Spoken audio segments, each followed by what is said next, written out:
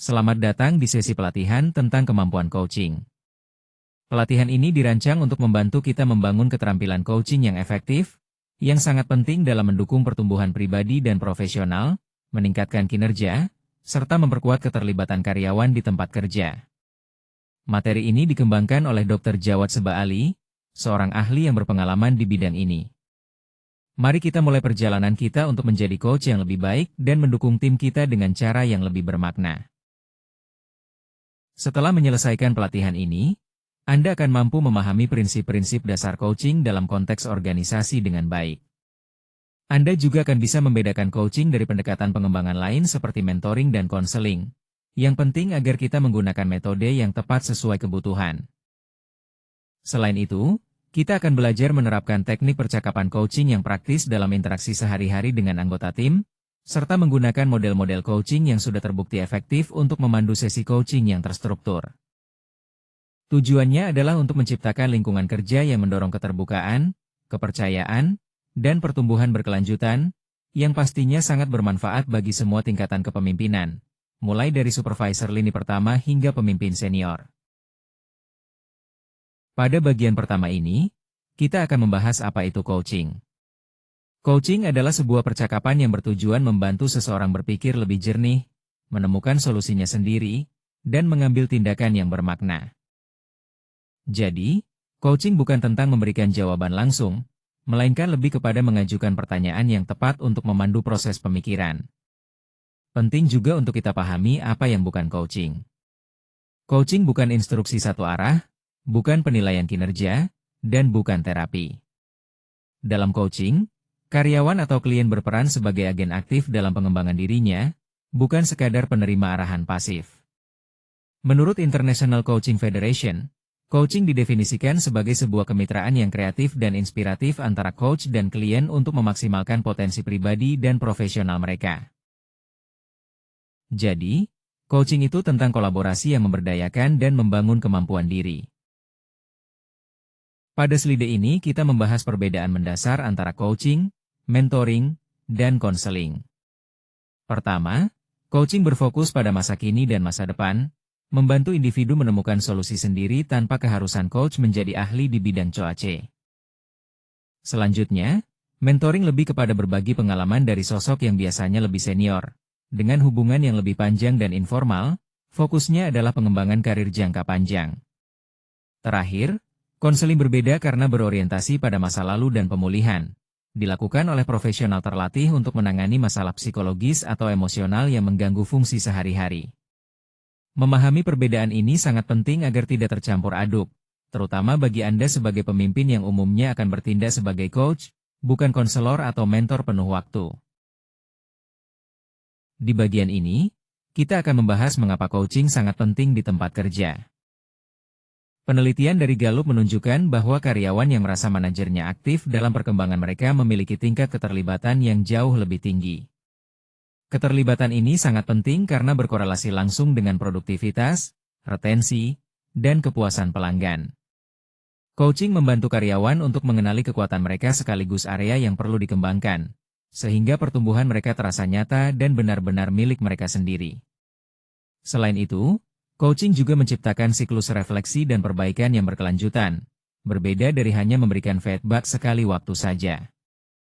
Yang terakhir, coaching membangun budaya kepercayaan. Ketika pemimpin meluangkan waktu untuk membimbing, karyawan merasa lebih dihargai, dan hubungan kerja menjadi lebih kuat serta terbuka.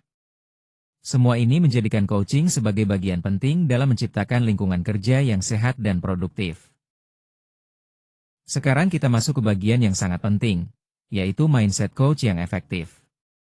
Sebelum kita mempelajari berbagai teknik coaching, perlu dipahami bahwa coaching itu dimulai dari cara berpikir, bukan sekadar daftar pertanyaan. Seorang coach yang efektif percaya bahwa setiap orang memiliki kapasitas untuk menemukan jawabannya sendiri.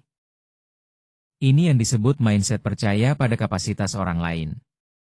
Ada beberapa mindset yang mendukung proses coaching. Pertama, rasa ingin tahu yang tulus untuk benar-benar memahami COAC. Kemudian, kesabaran untuk mendengarkan secara penuh.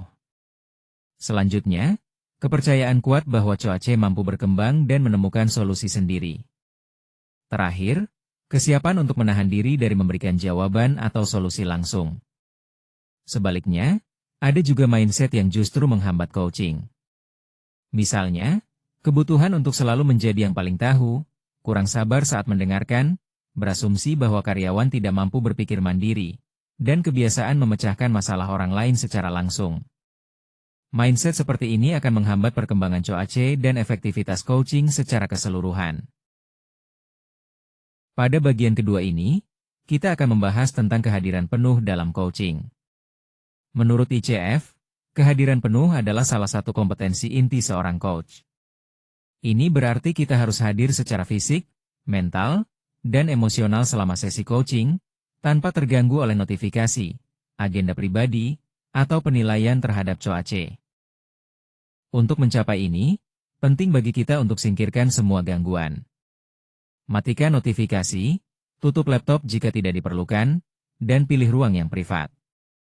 Langkah sederhana ini menunjukkan bahwa kita benar-benar menghargai percakapan ini. Selain itu, dengarkan dengan mata, artinya perhatikan bahasa tubuh, ekspresi wajah, dan perubahan nada suara, karena informasi nonverbal seringkali lebih jujur daripada kata-kata yang diucapkan. Terakhir, tahan penilaian. Jangan langsung melompat ke kesimpulan, biarkan coach menyelesaikan pemikirannya terlebih dahulu. Kehadiran penuh berawal dari rasa hormat terhadap proses berpikir orang lain. Dengan begitu, kita bisa benar-benar memberikan dukungan yang maksimal. Pada bagian ini, kita akan membahas model GROW, yang merupakan fondasi dari coaching terstruktur. Model ini sangat populer di seluruh dunia dan dikembangkan oleh Sir John Whitmore, yang juga menuliskannya dalam buku berjudul Coaching for Performance pada tahun 1992. Model GROW memberikan kerangka percakapan yang jelas, tanpa membuatnya terasa kaku atau mekanistik. GROW terdiri dari 4 fase utama. Pertama, goal, di mana kita menetapkan tujuan yang jelas. Kemudian reality, yang membantu kita mengeksplorasi situasi saat ini secara mendalam. Setelah itu adalah options, di tahap ini kita bersama-sama mengidentifikasi berbagai pilihan tindakan yang bisa diambil. Terakhir, will, yaitu komitmen atas langkah-langkah yang akan diambil ke depan. Penting untuk diingat, meskipun setiap huruf mewakili fase yang berbeda, Anda tidak harus mengikuti urutan ini secara kaku. Memahami keempat fase ini akan sangat membantu Anda mengenali posisi percakapan coaching dan arahnya. Dengan kerangka ini, coaching menjadi lebih terarah dan efektif. Pada bagian ini, kita membahas tentang menetapkan tujuan yang jelas dalam sesi coaching. Pertanyaan panduan yang bisa kita ajukan adalah, apa yang ingin dicapai dari percakapan ini? Bagaimana kesuksesan terlihat bagi coach? Dan bagaimana mereka tahu bahwa tujuan tersebut telah tercapai? Hal ini sangat penting karena tanpa tujuan yang jelas, sesi coaching bisa saja berubah menjadi keluhan atau obrolan tanpa arah. Tujuan yang baik itu spesifik, bermakna bagi coach, dan dapat dicapai dalam jangka waktu yang realistis. Jangan lupa untuk mendorong coach agar merumuskan tujuannya dengan kata-kata mereka sendiri, bukan kata-kata kita, sehingga tujuan tersebut terasa lebih personal dan relevan. Pada bagian ketiga ini, kita membahas fase reality, yang fokus pada memahami situasi saat ini dari coach dengan lebih jujur dan jelas. Seringkali, seseorang terjebak dalam asumsi atau emosi yang membuat gambaran yang sebenarnya menjadi kabur. Sebagai coach, tugas kita adalah membantu mereka memeriksa kenyataan ini melalui pertanyaan-pertanyaan yang membuka perspektif baru. Pertama, kita mulai dengan eksplorasi fakta, yaitu menanyakan apa yang sebenarnya terjadi saat ini. Tujuannya agar coach dapat memisahkan fakta dari interpretasi mereka sendiri sehingga kesadaran diri menjadi lebih baik. Selanjutnya, kita periksa asumsi dengan pertanyaan seperti, apa yang membuat Anda percaya bahwa itu benar? Ini membantu coach menyadari bahwa perspektif mereka mungkin hanyalah satu dari berbagai kemungkinan cara pandang. Terakhir, kita kenali hambatan dengan menanyakan, apa yang telah Anda coba sebelumnya? Dengan begitu, kita menghargai proses yang sudah dilalui dan menghindari memberikan saran yang tidak relevan. Di bagian ketiga ini, fokus kita adalah pada fase options, yang berarti membuka pilihan tindakan. Fase ini sangat penting karena berfungsi sebagai ruang eksplorasi, bukan tempat untuk membuat keputusan langsung. Di sini, kita mengajak Coace untuk berpikir kreatif dan melihat sebanyak mungkin kemungkinan sebelum menentukan satu langkah konkret. Pertanyaan-pertanyaan seperti, apa saja yang bisa Anda lakukan? Atau, jika tidak ada batasan, apa yang akan Anda coba? Sangat berguna untuk membebaskan pikiran Coace dari batasan yang mungkin menghalangi mereka. Sebagai coach, Anda juga bisa menawarkan satu atau dua pilihan setelah Coace mengeksplorasi idenya sendiri. Tapi penting untuk selalu menyampaikan ini dalam bentuk pertanyaan. Misalnya, apakah ada kemungkinan untuk mencoba X, daripada memberikan perintah langsung? Hal ini menjaga Coace tetap merasa punya kendali dan pilihan. Pada fase terakhir model Grow, yaitu Will, fokus kita adalah membangun komitmen tindakan yang nyata dari Coace. Percakapan coaching yang efektif harus diakhiri dengan kesepakatan tindakan konkret yang benar-benar dipilih oleh Coace sendiri. Karena komitmen dari diri sendiri jauh lebih kuat dibandingkan tugas yang diberikan dari luar. Langkah pertama adalah memilih tindakan dengan bertanya, dari semua opsi tadi, mana yang paling ingin Anda lakukan? Ini penting supaya Coace merasa memiliki kontrol dan tanggung jawab penuh. Selanjutnya, kita tetapkan waktu spesifik dengan pertanyaan, kapan Anda akan melakukan ini? Menentukan tanggal dan waktu akan meningkatkan peluang tindakan tersebut benar-benar terlaksana. Terakhir, identifikasi dukungan dengan menanyakan, apa yang Anda butuhkan agar berhasil? Pertanyaan ini menunjukkan perhatian Anda dan kesiapan memberikan dukungan tanpa mengambil alih tanggung jawab Coace. Pada bagian ini, kita akan membahas tentang seni mendengarkan aktif, yang merupakan keterampilan paling mendasar dalam coaching namun sering diabaikan. Banyak dari kita selama ini mendengarkan hanya untuk merespons, bukan untuk benar-benar memahami. Dalam coaching, mendengarkan aktif berarti kita mencoba menemukan apa yang belum diucapkan, bukan hanya apa yang disampaikan secara nyata. Ada 3 level mendengarkan yang perlu dipahami. Pertama adalah mendengarkan internal, di mana perhatian kita masih tertuju pada pikiran sendiri, seperti memikirkan apa yang akan kita katakan selanjutnya. Ini bukan jenis mendengarkan yang efektif dalam coaching. Level kedua adalah mendengarkan terfokus, di mana kita benar-benar hadir, memproses kata-kata, intonasi, dan emosi dari Coace. Ini adalah level yang paling bermanfaat karena kita bisa benar-benar memahami apa yang disampaikan. Terakhir adalah mendengarkan global, di mana kita menangkap energi di ruangan, hal-hal yang tidak diucapkan, serta dinamika yang lebih luas. Level ini sangat berguna ketika Coace kesulitan merumuskan masalahnya secara jelas. Dengan memahami ketiga level ini, kita bisa menjadi coach yang lebih efektif. Sekarang kita akan membahas beberapa teknik mendengarkan yang sangat berguna dalam proses coaching. Pertama, ada diam yang bermakna. Setelah Coace selesai berbicara, penting untuk tidak langsung merespons, melainkan memberikan jeda beberapa detik. Diam ini memberikan ruang bagi Coace untuk merenungkan dan mengembangkan pemikirannya lebih dalam. Kemudian, teknik refleksi di mana kita mengulangi kembali apa yang kita dengar dengan kata-kata sendiri. Misalnya dengan mengatakan, jadi yang saya dengar adalah. Ini tidak hanya memastikan bahwa kita memahami dengan tepat, tapi juga membuat Coace merasa benar-benar didengar. Selanjutnya, klarifikasi sangat penting jika ada sesuatu yang kurang jelas. Jangan ragu untuk bertanya, apa yang Anda maksud dengan? Karena ini menunjukkan perhatian kita yang sungguh-sungguh tanpa membuat asumsi. Terakhir, rangkuman.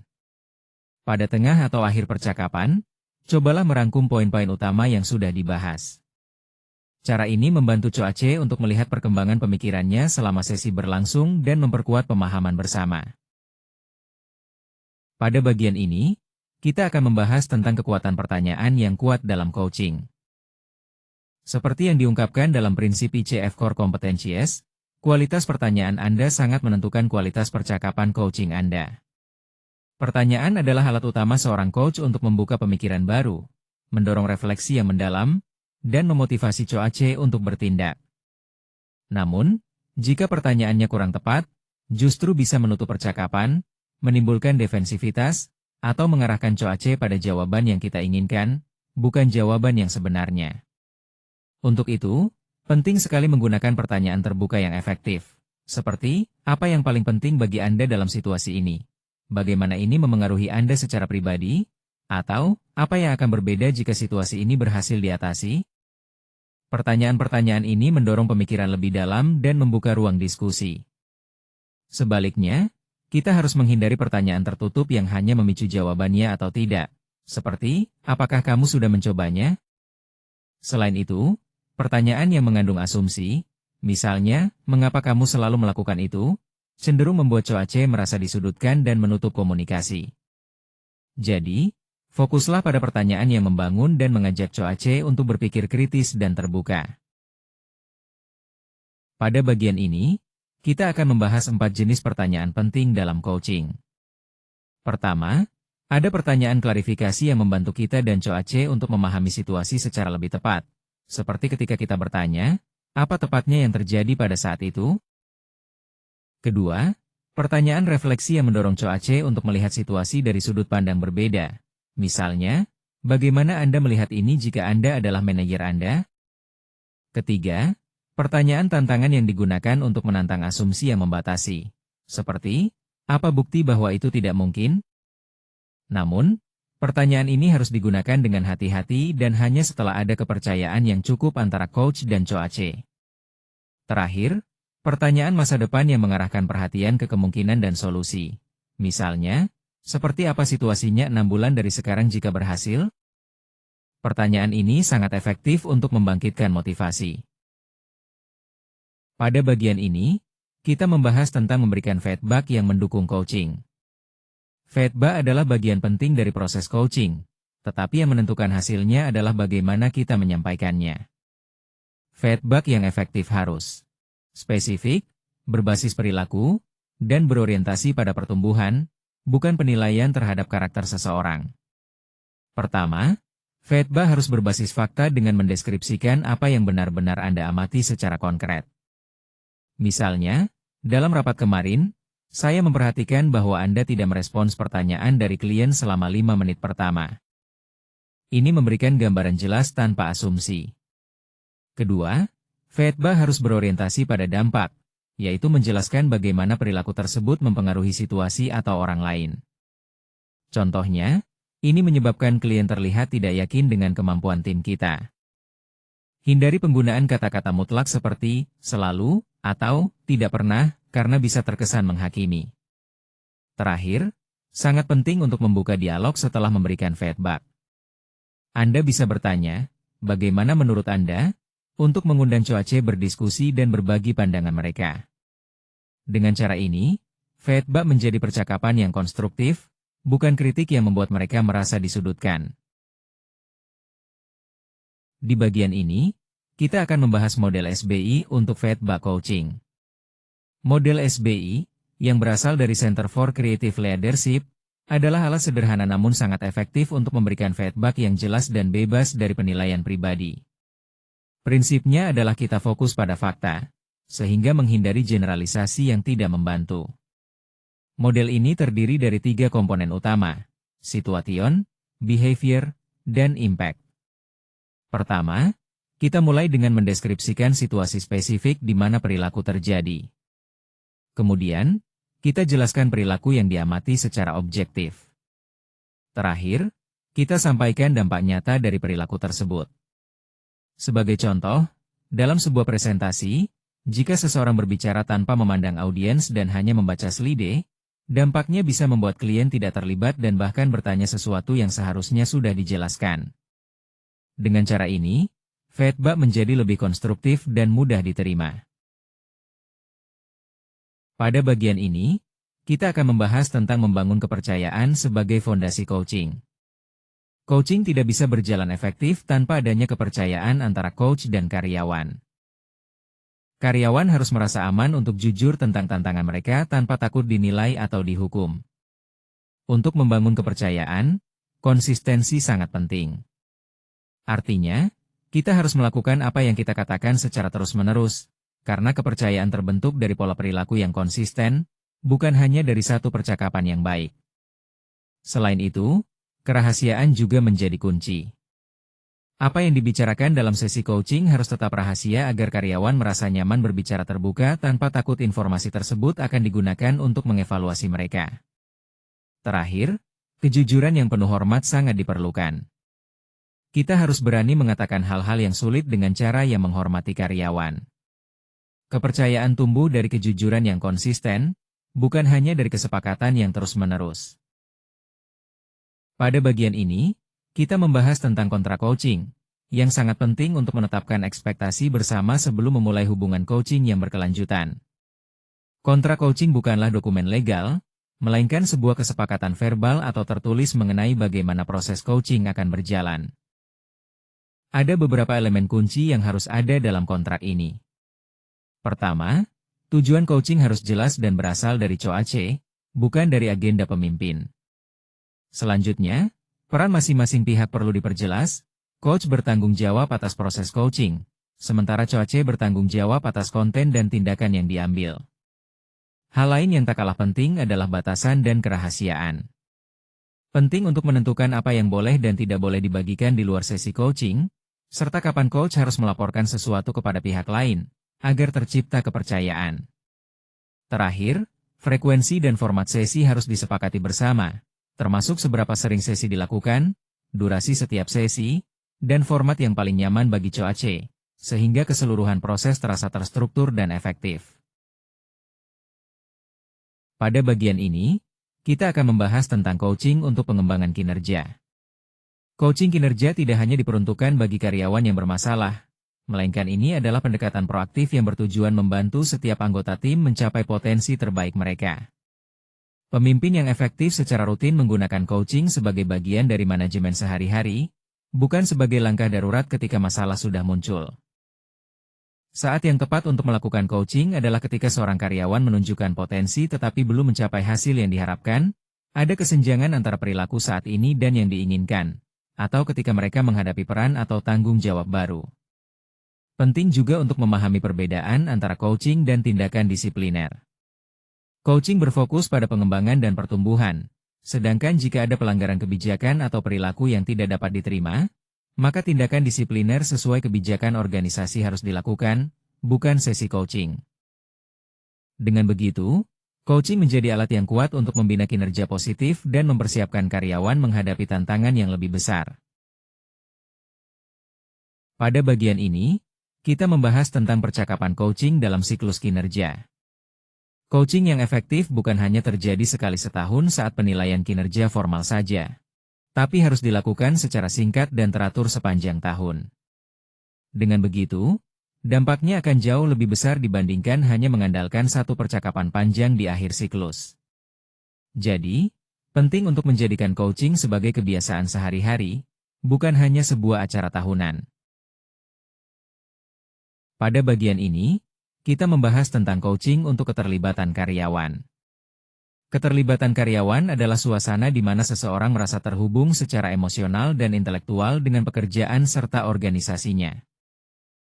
Coaching yang konsisten menjadi cara efektif untuk meningkatkan keterlibatan karena ini menunjukkan bahwa pemimpin benar-benar berinvestasi dalam pertumbuhan individu karyawan. Pertama, coaching menunjukkan pengakuan. Saat Anda meluangkan waktu untuk coaching, karyawan merasa dihargai sebagai individu, bukan hanya sebagai alat penghasil tugas. Ini penting untuk membangun hubungan yang kuat. Selanjutnya, coaching membantu membangun otonomi dengan membimbing karyawan menemukan solusi mereka sendiri. Hal ini meningkatkan rasa kepemilikan dan motivasi intrinsik, yang sangat berpengaruh terhadap keterlibatan mereka di pekerjaan. Terakhir, coaching memperkuat koneksi antara karyawan dan pemimpin. Melalui percakapan yang tulus, tercipta ikatan yang mendukung loyalitas dan komitmen jangka panjang dalam organisasi. Dengan kata lain, coaching bukan hanya tentang pengembangan, tapi juga mempererat hubungan kerja. Di bagian ini, kita akan membahas perbedaan antara coaching dan manajemen mikro. Manajemen mikro mungkin tampak sebagai cara tercepat untuk memastikan tugas dilakukan dengan benar. Tetapi sebenarnya ini bisa merusak kepercayaan diri karyawan dan menghambat kemampuan tim untuk bekerja secara mandiri. Sebaliknya, coaching mungkin memerlukan waktu lebih lama di awal, tapi hasilnya jauh lebih berkelanjutan dan memberdayakan tim untuk berkembang dalam jangka panjang. Ini adalah pendekatan yang fokus pada pengembangan dan pemberdayaan, bukan hanya pengendalian. Pada bagian ini, kita akan membahas tentang hambatan umum dalam coaching yang sering dihadapi oleh para pemimpin. Bahkan pemimpin yang berniat baik pun sering mengalami kesulitan saat mencoba menerapkan coaching secara efektif. Salah satu hambatan yang paling umum adalah kurangnya waktu. Banyak pemimpin merasa terlalu sibuk, padahal sesi coaching yang efektif sebenarnya bisa hanya berlangsung 15 hingga 20 menit jika dilakukan dengan struktur yang tepat. Hambatan berikutnya adalah ketidaktahuan harus mulai dari mana. Disinilah model Grow sangat membantu, karena memberikan kerangka yang jelas dan sederhana. Anda bisa memulai dengan satu pertanyaan terbuka dan membiarkan percakapan berkembang secara alami. Selanjutnya, kita juga sering menemukan kebiasaan lama dalam memberi jawaban langsung. Bagi pemimpin yang terbiasa memecahkan masalah, menahan diri untuk tidak langsung memberikan solusi memang terasa sulit. Namun, perubahan pola ini membutuhkan latihan yang sadar dan konsisten. Terakhir, ada tantangan dari karyawan yang tidak responsif. Beberapa orang memang terbiasa dengan arahan langsung dan merasa tidak nyaman saat diajak melakukan refleksi melalui pertanyaan coaching. Oleh karena itu, penting untuk memulai dengan perlahan, membangun kepercayaan, dan menjelaskan tujuan dari pendekatan coaching agar mereka lebih terbuka dan terlibat. Pada bagian ini, kita akan membahas tentang bagaimana mengatasi resistensi dalam proses coaching. Resistensi sebenarnya bukan berarti karyawan enggan berkembang. Justru, resistensi sering menjadi sinyal bahwa ada sesuatu yang dirasakan kurang aman atau belum jelas bagi mereka. Sebagai coach, tugas kita adalah memahami sumber resistensi itu, bukan menekannya atau mengabaikannya. Untuk itu, kita bisa mengajukan beberapa pertanyaan yang membantu membuka komunikasi. Seperti, apa yang membuat situasi ini terasa sulit untuk dibicarakan? Apa yang Anda khawatirkan jika kita membahas ini lebih lanjut? Dan, apa yang perlu saya lakukan agar Anda merasa lebih nyaman dalam percakapan ini? Yang perlu diingat, resistensi itu adalah informasi berharga, bukan suatu hambatan untuk dilawan. Dengarkan dengan seksama apa yang ingin disampaikan melalui resistensi tersebut. Bisa jadi, mereka pernah mengalami coaching yang kurang baik sebelumnya atau belum memahami sepenuhnya tujuan dari percakapan ini. Dengan begitu, kita bisa membangun suasana yang lebih nyaman dan efektif dalam coaching. Pada bagian ini, kita membahas coaching yang disesuaikan dengan berbagai tingkat kesiapan karyawan. Tidak semua karyawan berada pada tingkat kesiapan yang sama untuk coaching, baik dari segi kemampuan maupun motivasi. Untuk karyawan yang tidak mau dan tidak mampu, langkah pertama adalah membangun kepercayaan dan mencari tahu hambatan motivasi mereka, karena pendekatan coaching murni belum cocok di tahap ini. Karyawan yang mau tapi belum mampu membutuhkan kombinasi coaching dengan mentoring atau pelatihan agar mereka mendapatkan fondasi keterampilan yang diperlukan. Sementara itu, bagi yang sudah mampu tapi kurang mau, kita perlu menggali motivasi serta tujuan pribadi mereka dan memahami faktor lingkungan yang mungkin menghambat semangat kerja mereka. Terakhir, karyawan yang sudah mampu dan mau sepenuhnya siap untuk coaching, maka fokus kita adalah memberikan tantangan yang lebih besar dan membimbing pengembangan jangka panjang serta kepemimpinan diri. Pendekatan ini memastikan coaching menjadi efektif dan relevan sesuai kebutuhan tiap individu. Di bagian ini, kita membahas tentang coaching dalam percakapan sehari-hari, B. Coaching tidak harus selalu berlangsung dalam sesi formal yang panjang. Justru, beberapa percakapan coaching paling berdampak muncul secara informal, seperti saat di koridor, sebelum rapat dimulai, atau saat makan siang, B. Kuncinya adalah niat yang disengaja untuk mengajukan pertanyaan yang membantu, bukan langsung memberikan solusi, B. Pertama, ada konsep coaching mikro, yaitu percakapan singkat sekitar 5 hingga 10 menit yang berfokus pada satu masalah atau keputusan spesifik. Di sini, kita menggunakan 1 atau 2 pertanyaan terbuka yang kuat untuk membantu membuka refleksi cepat sebelum karyawan mengambil tindakan, B. Kemudian, dalam rapat tim, saat anggota tim menghadirkan sebuah masalah, kita harus menahan dorongan untuk segera memberikan solusi. Sebaliknya, tanyakan kepada tim, apa yang menurut kalian bisa dilakukan? Hal ini membantu membangun budaya coaching yang kolektif dan memberdayakan seluruh anggota tim. Terakhir ada coaching pasca proyek, yang dilakukan setelah proyek selesai. Tanyakan pertanyaan seperti, apa yang berjalan baik? Apa yang akan Anda lakukan secara berbeda? Ini sangat penting karena mendorong pembelajaran organik dari pengalaman nyata, sehingga kita bisa terus berkembang dan memperbaiki kerja ke depannya. Pada bagian ini, kita akan membahas studi kasus mengenai Google dan budaya coaching internalnya. Google memulai Project Oxygen pada tahun 2008, sebuah inisiatif untuk mencari tahu apa yang membuat seorang manajer efektif di perusahaan mereka. Hasil riset ini menunjukkan bahwa kemampuan coaching justru lebih penting daripada keahlian teknis. Manajer terbaik di Google adalah mereka yang mampu mengajukan pertanyaan yang tepat, mendengarkan dengan saksama, dan memberikan ruang bagi tim untuk berkembang. Berdasarkan temuan ini, Google mengembangkan program pelatihan yang mengintegrasikan coaching ke dalam evaluasi kinerja manajer di seluruh organisasi. Pelajaran penting yang bisa kita ambil adalah bahwa coaching bukanlah bakat bawaan, melainkan keterampilan yang bisa dipelajari dan diukur. Organisasi yang secara sistematis melatih kemampuan coaching manajernya dapat melihat peningkatan kinerja tim secara signifikan. Pada bagian ini, kita membahas tentang coaching dan kecerdasan emosional, yang merupakan aspek krusial dalam kepemimpinan dan pengembangan pribadi. Kecerdasan emosional, atau EQ, adalah kemampuan untuk mengenali, memahami, dan mengelola emosi diri sendiri maupun orang lain. Daniel Goleman bahkan menyatakan bahwa EQ lebih menentukan kesuksesan kepemimpinan dibanding IQ. Pertama, kesadaran diri sangat penting. Kita harus bisa mengenali emosi kita sebelum melakukan coaching, karena perasaan negatif seperti frustrasi bisa memengaruhi kualitas interaksi dengan karyawan. Selanjutnya, pengelolaan diri berarti kita harus mampu menahan reaksi impulsif dan tetap tenang, terutama dalam percakapan yang emosional atau sulit. Empati menjadi inti coaching yang efektif, di mana kita harus memahami perspektif dan perasaan coach tanpa kehilangan objektivitas sebagai coach. Terakhir, keterampilan sosial seperti membangun hubungan, menangani konflik, dan komunikasi yang efektif adalah modal utama agar coaching benar-benar berdampak positif dalam berbagai situasi. Di bagian ini, kita membahas coaching dalam konteks keberagaman dan inklusi. Setiap karyawan memiliki latar belakang, nilai, dan cara komunikasi yang berbeda, sehingga sebagai coach kita harus menyadari potensi bias kita sendiri dan menciptakan ruang yang aman untuk semua individu, tanpa memandang budaya, gender, generasi, atau pengalaman hidup mereka.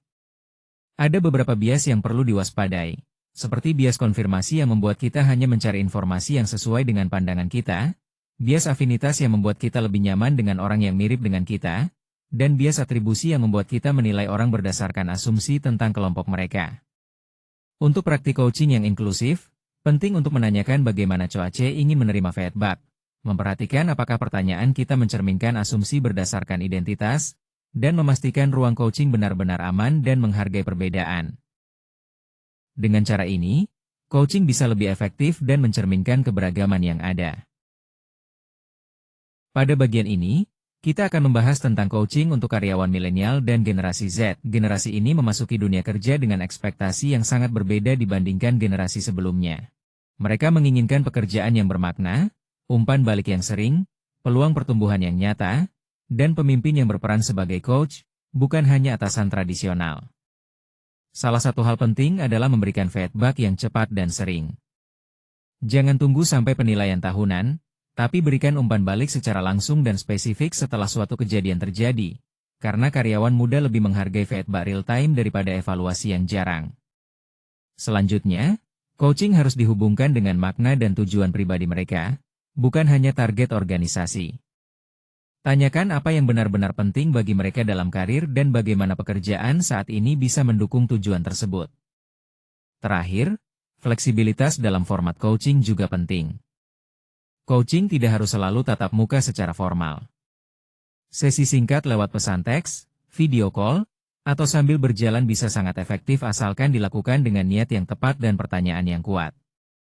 Ini akan membuat coaching lebih relevan dan mudah diterima oleh generasi muda. Pada bagian ini, kita akan membahas mengenai coaching jarak jauh dan virtual. Di era di mana banyak tim bekerja dari lokasi yang berbeda, Kemampuan untuk melakukan coaching secara virtual menjadi sangat penting. Meski memiliki tantangan tersendiri, coaching virtual menawarkan peluang untuk percakapan yang lebih terfokus, asalkan persiapannya matang. Pertama, penting untuk mengirimkan agenda singkat sebelum sesi dimulai. Hal ini membantu coach datang dengan pemikiran yang lebih siap dan waktu yang terbatas dalam format online bisa dimanfaatkan secara optimal. Selanjutnya, saat sesi berlangsung, jaga kontak mata digital dengan memandang ke kamera, bukan hanya layar. Matikan notifikasi agar fokus terjaga, dan gunakan bahasa tubuh digital untuk menunjukkan bahwa Anda benar-benar hadir, walaupun tidak berada di ruang yang sama. Terakhir, setelah sesi selesai, kirimkan tindak lanjut tertulis yang berisi ringkasan tindakan yang telah disepakati. Ini sangat membantu mengurangi kemungkinan kesalahpahaman dan memperkuat komitmen coach terhadap langkah-langkah yang telah dipilih. Dengan strategi ini, coaching virtual bisa berjalan efektif dan memberikan hasil yang maksimal. Pada bagian ini kita akan membahas tentang mengukur efektivitas coaching. Mengapa hal ini penting? Karena coaching yang tidak diukur sulit untuk dipertahankan sebagai prioritas dalam organisasi. Dengan mengukur efektivitasnya, kita bisa mengetahui apakah pendekatan coaching yang kita terapkan benar-benar memberikan hasil, dan juga memberikan argumen yang kuat untuk menginvestasikan lebih banyak waktu dan sumber daya dalam pengembangan kemampuan coaching. Ada beberapa ukuran yang bisa kita perhatikan. Pertama, ukuran proses. Ini berkaitan dengan seberapa sering sesi coaching dilakukan dan apakah tindakan yang disepakati benar-benar terlaksana. Konsistensi dalam menjalankan proses coaching adalah indikator awal efektivitas. Kedua, ukuran persepsi. Kita perlu mengetahui bagaimana karyawan merasakan kualitas percakapan coaching mereka.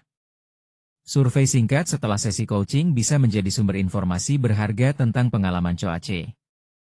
Ketiga, ukuran perilaku. Apakah setelah coaching ada perubahan perilaku yang terlihat?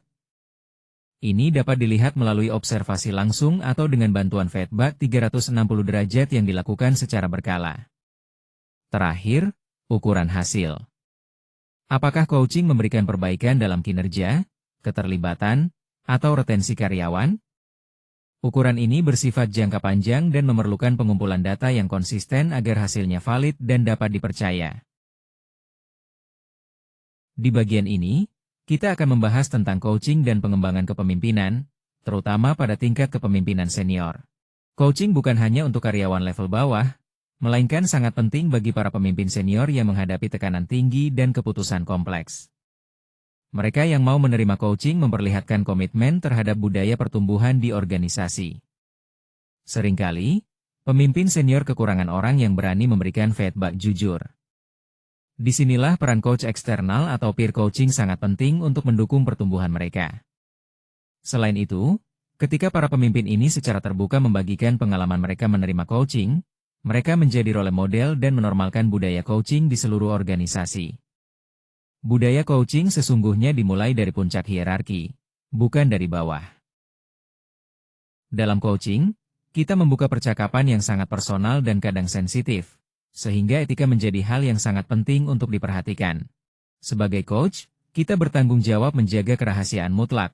Artinya apapun yang dibicarakan selama sesi coaching tidak boleh disebarkan tanpa izin jelas dari coach, kecuali ada ancaman nyata yang mengancam keselamatan. Selain itu, sebagai manajer yang juga berperan sebagai coach, kita harus jujur dan transparan tentang potensi konflik kepentingan antara peran sebagai atasan dan coach. Terakhir, sangat penting untuk mengenali batas kompetensi kita. Jika masalah yang dihadapi coach mencakup isu psikologis atau kesehatan mental yang kompleks, kita wajib mengarahkan mereka ke profesional yang tepat tanpa menghakimi. Semua poin ini diatur dalam kode etik ICF yang menjadi standar global untuk praktik coaching profesional. Menjadi coach yang efektif adalah sebuah perjalanan yang berkelanjutan, bukan sekadar mencapai tujuan akhir.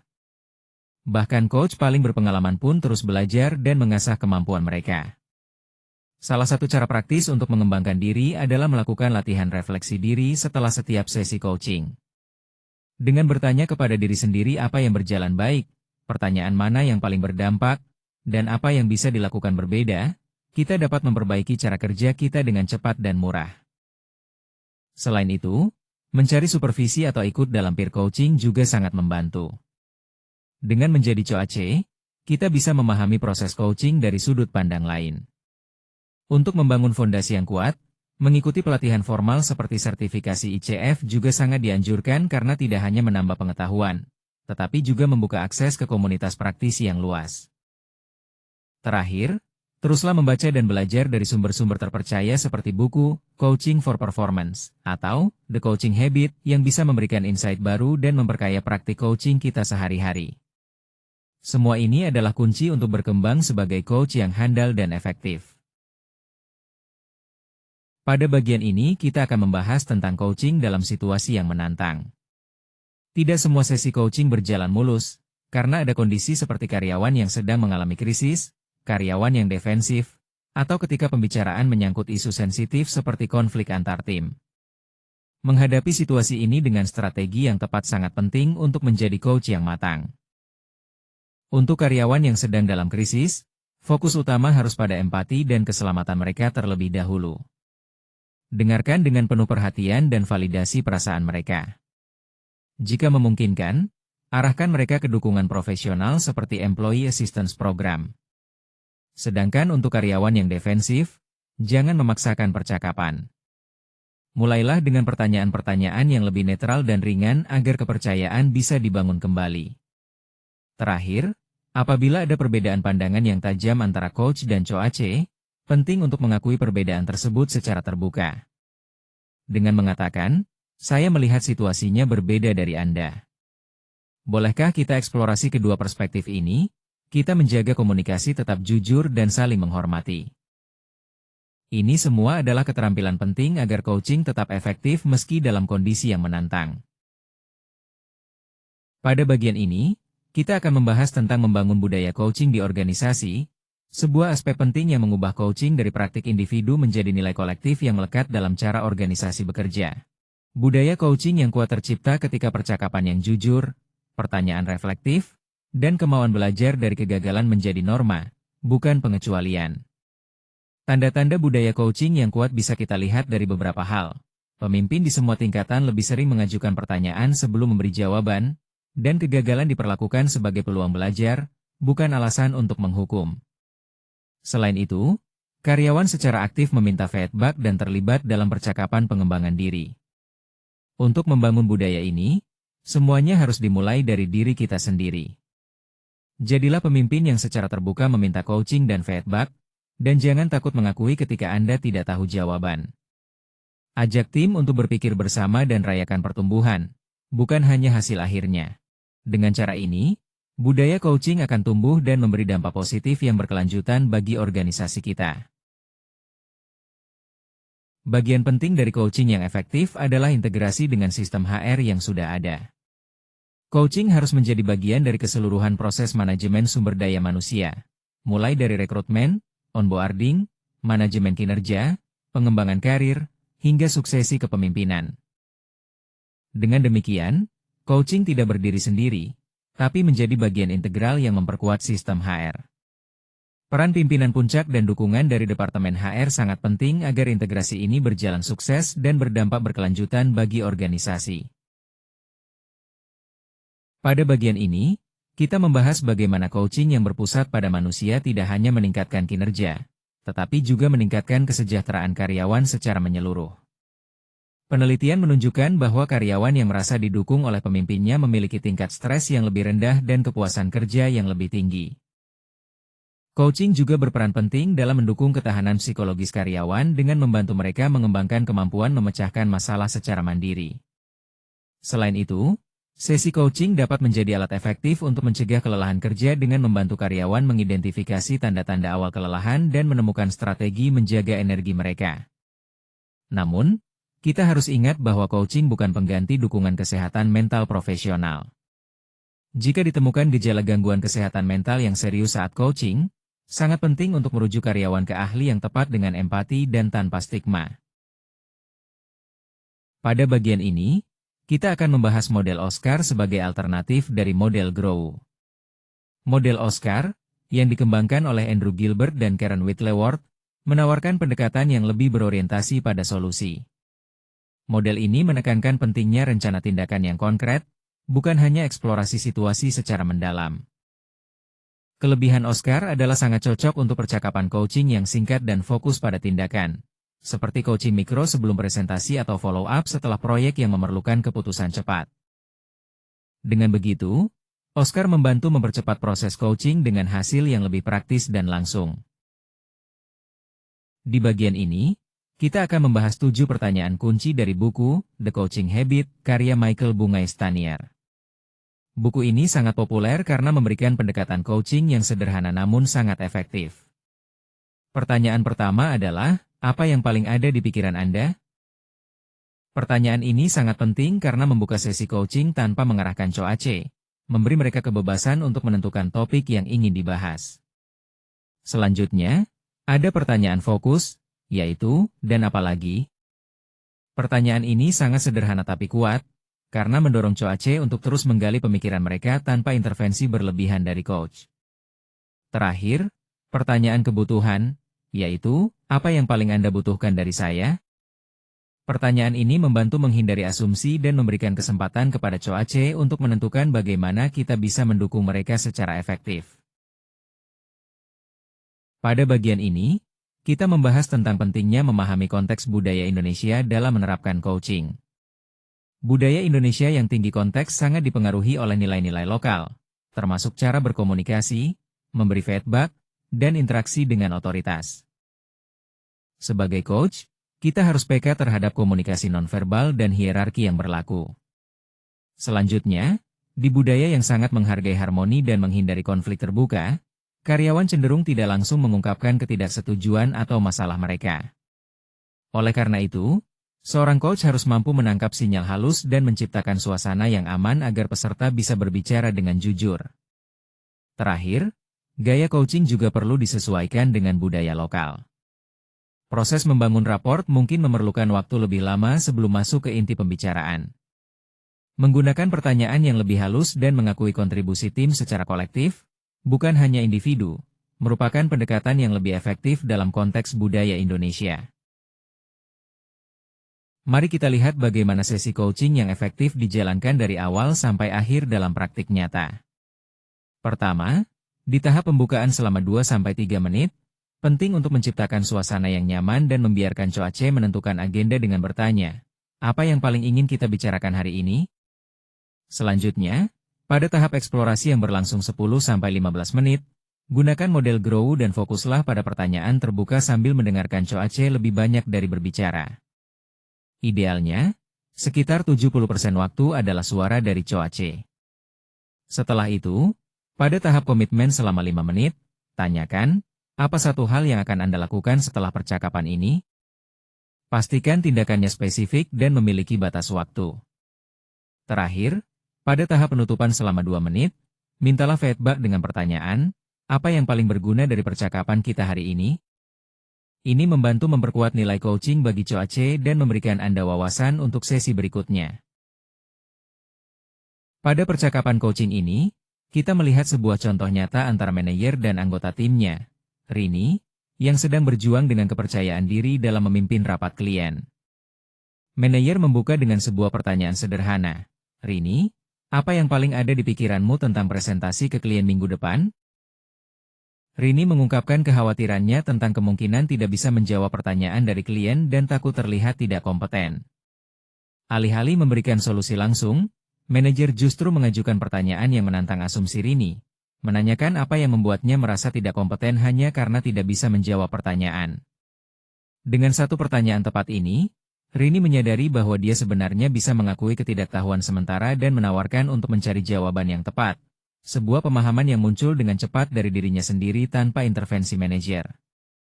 Ini menunjukkan kekuatan coaching yang efektif, yaitu membantu orang menemukan jawabannya sendiri melalui pertanyaan yang tepat. Mari kita rangkum poin-poin pembelajaran utama dari sesi coaching ini. Pertama, semuanya dimulai dari mindset, yaitu keyakinan bahwa setiap orang memiliki kapasitas untuk menemukan jawabannya sendiri. Tanpa mindset ini, teknik apapun tidak akan efektif. Kedua, gunakan model yang tepat seperti model Grow, yang memberi struktur percakapan jelas namun harus diterapkan dengan fleksibilitas. Ikuti alur percakapan, jangan terpaku pada jadwal pertanyaan.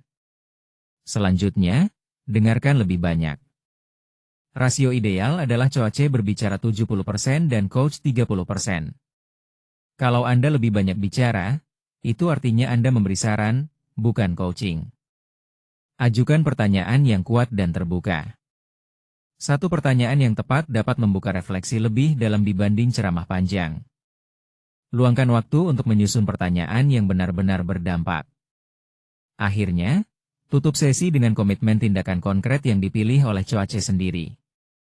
Komitmen yang berasal dari diri sendiri jauh lebih kuat daripada tugas yang dipaksakan.